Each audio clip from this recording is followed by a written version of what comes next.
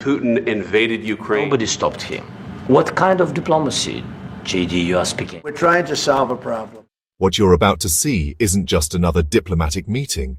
It's a clash of power, strategy, and high-stakes negotiations, where every word could alter the course of history. What do you mean? I'm talking about the kind of diplomacy that's going to end the destruction of your country. Yes, but if you Mr. President, with respect, You're in no position to dictate what we're going to see, and he happens to be right about From it. the very beginning of the war. You're not Mr. in a Brown, good position. You don't have the saying- cards right now. What you're doing is very disrespectful to the country, this country. That's with back all to respect to you. you. Far more than a lot of people said very they respect. should have. have you said On February 28, 2025, in the White House, Donald Trump and Volodymyr Zelenskyy sat across from each other, cameras rolling, media watching, and the world holding its breath. But no one expected what was about to unfold. By the end of this meeting, NATO's future, America's alliances, and even Trump's alleged Russian connections were under the spotlight. So what really happened inside that room? Why did Trump publicly humiliate Zelenskyy? And is the US heading toward an economic colonization of Ukraine?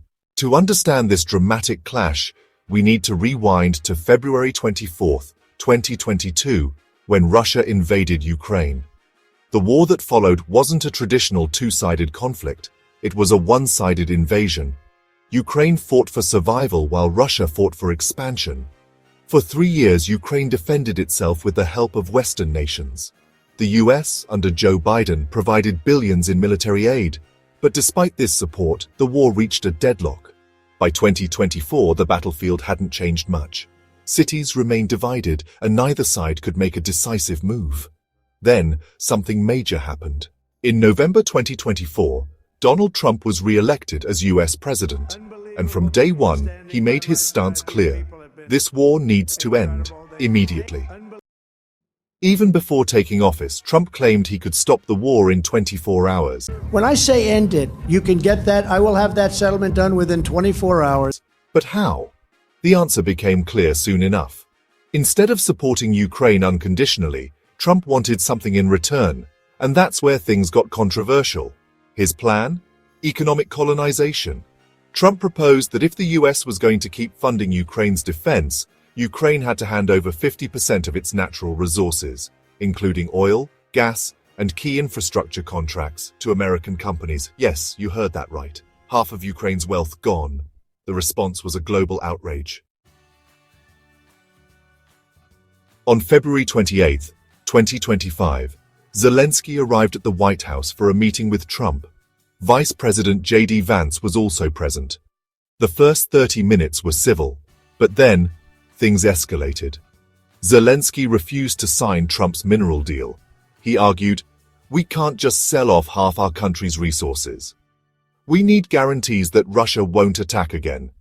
But Trump dismissed these concerns. Instead, he made a shocking demand. "You better move fast, or you won't have a country left." Yes, that was a direct threat to Ukraine's survival. Then, in a move that stunned everyone, Trump kicked the media out of the room. Shortly after, Zelenskyy left deal unsigned. And just like that, the most intense diplomatic meeting in recent history ended in disaster. The fallout was immediate. Zelenskyy mocked Trump on Twitter, repeatedly posting "thank you, thank you, thank you" sarcastically. European leaders rushed to support Ukraine, openly criticizing Trump. The Economist called Trump's demands economic extortion. Elon Musk suggested the US should leave NATO and the United Nations. But perhaps the most shocking move came on February 24, 2025, at the United Nations. For the first time in history, the US voted alongside Russia and North Korea against Ukraine. Yes, you heard that right. The United States siding with Russia. This brings us to one of the biggest accusations against Trump, his alleged ties to Russia. Some claim Trump has been a Russian asset for over 40 years. In 1977, Trump married a CZEC model with connections to Soviet intelligence. By 1987, the KGB allegedly recruited him. In 2016, US intelligence confirmed that Russia interfered in the election to help Trump win. And now, in 2025, Trump's actions are once again aligning with Russian interests. Is this just a coincidence? Or is there a deeper truth we're not seeing? One thing is clear. This is not just another political dispute. This is about the future of global power. Is Trump truly trying to end the war, or does he have hidden motives? Will Ukraine survive without US support? And most importantly, is America moving toward isolationism, leaving its allies behind? The world is watching, and whatever happens next could change history. What do you think?